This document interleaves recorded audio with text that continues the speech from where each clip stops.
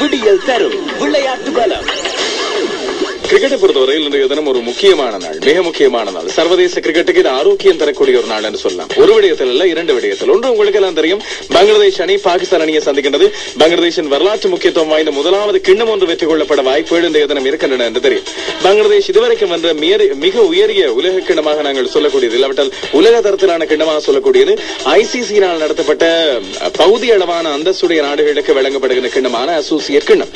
அதன் மூலமாக தான் பங்களாதேஷ் உலக கிண்ண போட்டிகளில் விளையாடும் தகுதி பெற்றது. ஆனால் இன்றைய தினம் வெல்லப்படக்கூடிய கிண்ணமானது பங்களாதேஷின் வரலாற்றில் அவர்களுக்கான பெரிய மாற்றத்தை ஏற்படுத்தக்கூடியது, அவர்களது வீரர்களுக்கு நம்பிக்கை தரக்கூடியது, பங்களாதேஷின் கிரிக்கெட் ரசிகர்களுக்கு ஆறுதல் தரக்கூடிய ஒரு வெற்றியாக அமையும். அவர்களது அணித்தலைவர் முஷ்பிகுர் ரஹீம் மிக தெளிவாக சொல்கிறார், ஆசிய கிண்ண இறுதிப் போட்டிக்கு பங்களாதேஷ் இலங்கை இந்திய அணிகளை வீழ்த்தி தெரிவானது அதிர்ஷ்டம் அல்ல, இல்லாவிட்டால் அப்செட் அல்ல, இது உண்மையில் எங்களது அணியின் கடுமையான முயற்சிகளுக்கு கிடைத்த பலன் என்று சொல்லி சொல்கிறார். இன்னும் ஒரு விஷயத்தை ஷகிப் அல் ஹசன் அன்றைய தினம் பரிசளிப்பு விழாவில் சொன்னார், முடிந்தால் இல்லாவிட்டால் முயன்றால் முடியாதது எதுவும் அல்ல என்று சொல்லியிருந்தார். இவ்வளவு காலமும் பங்களாதேஷுக்கு ஒரு மேட்ச் வீரராக இருந்தவர் ஷகிப் அல் ஹசன் மட்டும். அவர் சொல்கிறார், தான் இப்பொழுது முடித்து வைக்க தான் தேவையில்லை, முடித்து வைப்பதற்கான வீரர்கள் வந்திருக்கின்றார்கள் என்று சொல்கிறார். முன்பெல்லாம் ஷகிப் அல் ஹசன் ஆட்டம் இழந்த பிறகு எதிரணிகளுக்கு ஒரு நம்பிக்கை வரும், தங்களால் போட்டிகள் நுழைந்து விட முடியும். ஆனால் இப்பொழுது பாருங்கள், ஷகிப் அல் ஹசன் ஆட்டம் இழந்த பிறகு அன்றைய தினம் இலங்கை அணிக்கு எதிரான போட்டியில் மிகப்பெரிய இணைப்பாடு ஒன்றை வழங்கி அணியை இறுதிப் போட்டிக்கு அழைத்துச் சென்றார்கள் நசீர் ஹுசைனும் மஹமுதுல்லா. இப்போது அப்படியான வீரர்கள் பங்களாதேஷில் உருவெடுத்திருக்கிறார்கள். இது நிச்சயமாக பாகிஸ்தானுக்கு தெரியும். பாகிஸ்தானின் இளைய சகோதரர்கள் என்று சொல்லக்கூடிய ஒரு அணி, பாகிஸ்தானிலிருந்து பிரிந்து தனியாக உருவான ஒரு அணி இப்பொழுது இலங்கையையும் இந்தியாவையும், இரண்டு முன்னாள் உலக சாம்பியன்களை வீழ்த்தி, கடந்த உலக கிண்ண போட்டியின் இறுதிப் போட்டிகளுக்கு வந்த இரண்டு அணிகளை வீழ்த்தி இப்பொழுது வந்திருக்கின்றார்கள் என்பது இங்கே முக்கியமானது. இன்னும் ஒரு பக்கம் பாகிஸ்தானை பொறுத்தவரையில் இலங்கையும் இந்தியாவும் வென்ற 9 கிண்ணங்களுக்கு பதிலாக ஒரே ஒரு கிண்ணத்தை மட்டுமே பாகிஸ்தான் வென்றிருக்கின்றது. எனவே பாகிஸ்தானுக்கும் இந்த ஆசிய கிண்ணத்தின் இறுதிப் போட்டியானது மிக முக்கியமான போட்டியாக அமைய போன்றது. பங்களாதேஷை பொறுத்தவரையில் அவர்கள் இப்பொழுது முதல் தடவையாக வென்றால் இந்தியா, பாகிஸ்தான், இலங்கை ஆகிய அணிகளை ஒரே தொடரில் வீழ்த்திய இரண்டாவது அணியாக பங்களாதேஷ் மாறும் என்பது முக்கியமானது.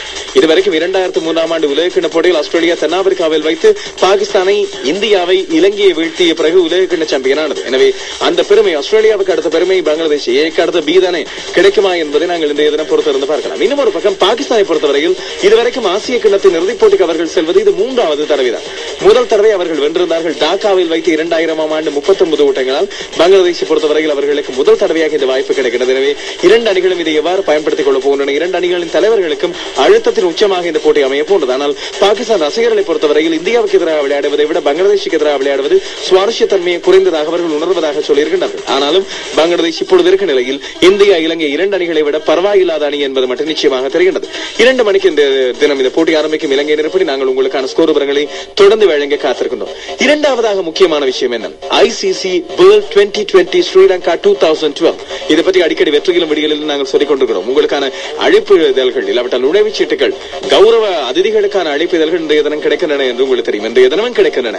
நாளைய தினத்துக்குள் நீங்கள் வந்து எடுத்துக்கொள்ள வேண்டும், இல்லாவிட்டால் நான் யாராவது கேட்பவர்களுக்கு கொடுத்து விடுவேன். இது நேற்றைய தினம் உங்களுக்கு கொடுத்த செல்லமான எச்சரிக்கை.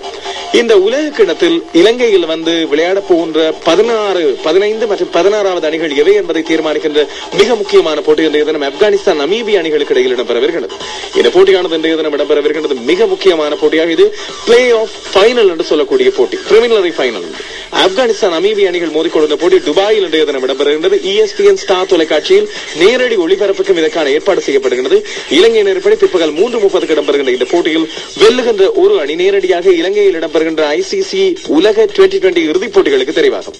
இன்னும் ஒரு அணி என்ன செய்யும், ஏனைய தெரிவான ஒவ்வொரு பிரிவிலும் 2ஆம் 3ஆம் இடங்களை பிடித்த அணிகள் இருக்கின்றதே, அந்த அணிகள் தங்களுக்குள் மோதிக்கொள்ளும். அதிலே 3 வெற்றிகளை பெறுகின்ற அணி, அதாவது அந்த அணிகளுக்குள்ளே நடைபெறுகின்ற போட்டிகளில் கூடுதலான வெற்றிகளை பெறும் அணியை சந்தித்து அதில் வருகின்ற பிளே ஆஃப் ஃபைனல் வெற்றி பெறுகின்ற அணியும் இலங்கைக்கு தெரிவாகும். எனவே மிக முக்கியமான போட்டிகள் இடம்பெறுகின்றன. சாதாரணமாக சர்வதேச வீரர்கள் எல்லாம் 4 போட்டிகளுக்கு பிறகு ஓய்வு எடுப்பார்கள். IPL வருகின்றது என்று சொல்வார்கள். IPL போட்டிகளிலும் இடைநடுவே ஓய்வெடுத்து இறுதிப் போட்டிகளுக்கு வர பார்ப்பார்கள். ஆனால் இந்த வீரர்கள், அதாவது பகுதியளவான அந்தஸ்துடைய 2020 உலக கிண்ணத்தில் விளையாடக்கூடிய வாய்ப்புகள் 2க்காக தேடி தவம் இருக்கின்ற இந்த வீரர்கள் 56 போட்டிகளை விளையாட வேண்டி இருக்கின்றது. எனவே மிக கடுமையான விஷயம். அதுவும் ஷார்ஜா, அபுதாபி, துபாய் போன்ற மிக வெயில் கொளுத்துகின்ற ஆடுகளங்களில், பாலைவன பகுதிகளில் இவர்கள் 56 போட்டிகள் போட்டிகளை ஒவ்வொரு நாளும் விளையாடிக் கொண்டிருக்கிறார்கள் என்பது உண்மையில் பாராட்டக்கூடிய விஷயம் தான். இன்றைய தினம் இடம்பெறுகின்ற இந்த போட்டிகளில் மிக முக்கியமான விறுவிறுப்பான போட்டிகள் பற்றிய விவரங்களை நாங்கள் அறிய தர காத்திருக்கின்றோம். நெதர்லாந்து ஸ்காட்லாந்து அணிகள் தங்களுக்குள்ள ஒரு போட்டிகளில் மோதிக்கொள்ள போகின்றன. இதுபோல ஏற்கனவே தெரிவான இந்த அணிகளுக்கு இடையிலான போட்டிகளில் மிக முக்கியமான போட்டிகள் இருக்கும். மற்றும் இன்றைய தினம் மிக முக்கியமான போட்டி ஆப்கானிஸ்தான் நமீபியா அணிகளுக்கு இடையிலான போட்டியாக இருக்கும். இலங்கைக்கு இப்பொழுது வந்திருக்கிற இங்கிலாந்து அணி பயிற்சி போட்டிகளில் ஈடுபட்டு வருகிறது. இலங்கை கிரிக்கெட் அபிவிருத்தி அணிக்கு எதிராக இடம்பெறுகிற பயிற்சி போட்டியில் முன்னதாக துடுப்படுத்தாடிய இலங்கை அணியானது 430 ஓட்டங்கள் எடுத்தது உங்களுக்கு எல்லாம் தெரியும். சாமர் சில்வா 163 ஓட்டங்கள், ஆஞ்சலோ பெர்ரா 85 ஓட்டங்களை எடுத்திருந்தார். 64 ஓட்டங்களை எடுத்திருந்தார் திலின காந்தாமி இந்த அணியின் தலைவராக விளையாடுபவர். கௌஷல் லோக்வாராச்சி நேற்றைய தினம் 51 ஓட்டங்களை எடுத்திருந்தார். பந்துவீச்சில் ஸ்டூவர்ட் ப்ரோட் 3 விக்கெட்டுகளை வீழ்த்தியிருந்தார். ஆனால் இங்கிலாந்து அணியும் பதிலெடுத்து ஆடியது மிக வேகமாக ஆடி ஸ்ட்ராஸ் மற்றும் ட்ராட் ஆகிய ஆரம்ப துடுப்பாட வீரர்கள் தங்களுக்கு இடையில் சதங்களை பகிர்ந்து கொண்டார்கள். ஸ்ட்ராஸ் 100 ஓட்டங்களை எடுத்தார், ட்ராட் 101 ஓட்டங்களை எடுத்திருந்தார். இலங்கை கிரிக்கெட் அபிவிருத்தி அணி 2ஆம் இன்னிங்ஸில் நேற்றைய தினம் ஆடிக்கொண்டிருந்தது. 44 ஓட்டங்கள் 1 விக்கெட்டை இழந்து இதில் ஆட்டமிழந்தவர் மலித்த வர்ணபுர 4 ஓட்டங்களோடு ஆட்டமிழந்தார். முனவீர் ஆட்டமிழக்காமல் 24 ஓட்டங்களை எடுத்திருக்கிறார். இன்றைய தினம் போட்டியை நிறுத்தினார். ஆஸ்திரேலிய மேற்கு இந்திய தீவு அணிகளுக்கு இடையிலான 4வது ஒருநாள் சர்வதேச போட்டி நாளைய தினம் இடம்பெறவிருக்கிறது கிராஸ்ஸைலில். இதில் அட்ரியன் பரத் அணிக்குள் வருகின்றார். கீரான் பவலுக்கு பதிலாக ஒரே ஒரு மாற்றம் மேற்கு இந்திய தீவில் செய்திருக்கின்றது.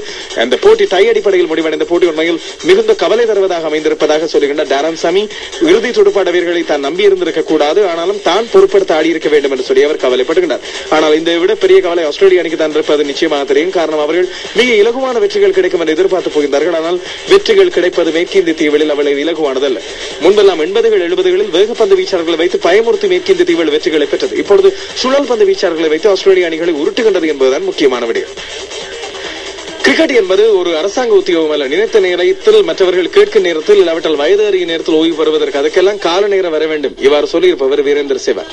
சச்சின் டெண்டுல்கரை பற்றியும் தன்னை பற்றியும் இந்தியாவின் மூத்த வீரர்களை பற்றியும் சுருக்கமாக சொல்லியிருக்கின்றார். மேலதிக விவரங்கள் உங்களுக்கு அது பற்றி தேவையில்லை என்று நான் நினைக்கிறேன். நேற்றைய தினம் செல்சி மற்றும் மான்செஸ்டர் யுனைடெட் அணிகளுக்கு இடையில் இடம்பெற்ற மிக விறுவிறுப்பான போட்டியில் மான்செஸ்டர் சிட்டி அணி 2-1 என்று வெற்றி கட்டியிருக்கின்றது. இந்த போட்டியை பொறுத்தவரையில் மிக முக்கியமான காரணமாக அமைந்தவர் டெவஸ். அர்ஜென்டினா அணியின் மிக பிரபலமான வீரர் 2-1 என்ற அடிப்படையில் கோல்களில் மான்செஸ்டர் சிட்டி வெற்றி பெறுவதற்கு காரணமாக அமைந்திருந்தார். மேலதிக விவரங்கள் உங்களுக்காக 7:50 விளையாட்டு திடலில் வரும்.